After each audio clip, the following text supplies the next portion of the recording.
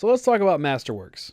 Now, I don't have like an outline for this video, so you're just going to see me kind of ramble a little bit. So if that happens and you kind of get sick of the rambling, I'm sorry, but I want this to be as authentic as possible. I want you to get my feelings and thoughts about it on day one, just so you understand a little bit better of whether or not it's actually worth getting back into this game. If you were actually wondering, hey, you know, with these new changes, is it actually enough to get back in? Is it actually fun again?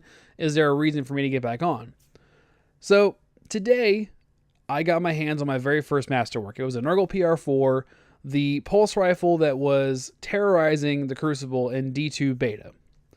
Well, that and the Nightshade, but obviously that was like my favorite one, so it was fitting that that was my first masterwork. What makes this, or rather what makes or breaks this as a good concept for the future for Destiny, is how it feels to get one of those. Because we all know what made the Gjallarhorn feel so good getting it was that it was rare, it was special, it was very hard to get.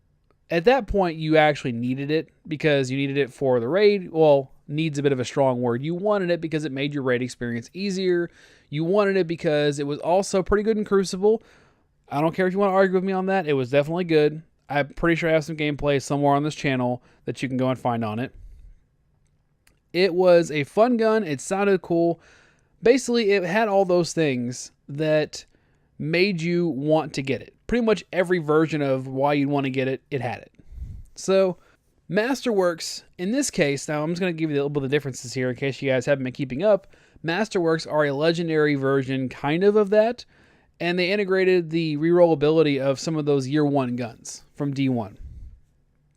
And essentially what it is this Masterwork comes with, first off, a little gold effect around the icon, and you get a little effect at the very top of the menu when you open the gun up. But then also, it comes with an extra bonus stat. Now, this one that I have came with a +5 range stat. So, if I didn't like that, which I do like that, but if I didn't, I could actually go grind for more of these Masterwork cores, essentially getting more Masterwork guns, and then sharding them, or in this case, dismantling them for those cores to then put into my current weapon to re-roll it, essentially, or re-roll that bonus stat. So, you've got a little bit of customizability there, but not so much that it's game breaking because I guess like 0.5 or not 0.5, +5 range really isn't going to break the game.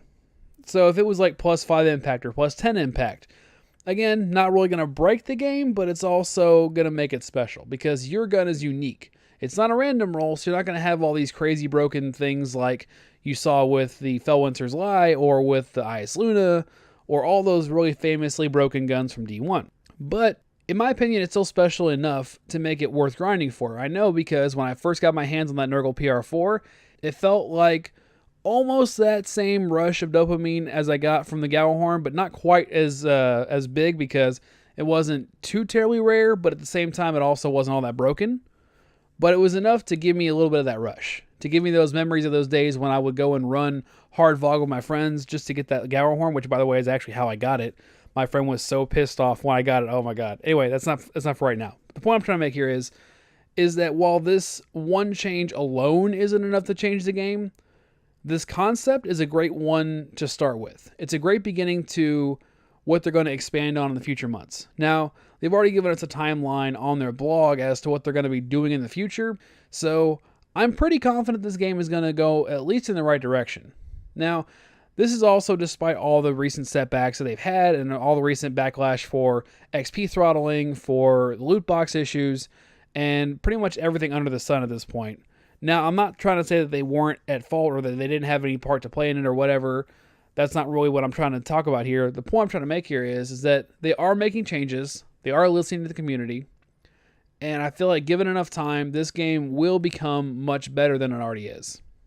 So, hopefully that helped you guys decide whether or not you want to stick with the game or if you want to get back into it.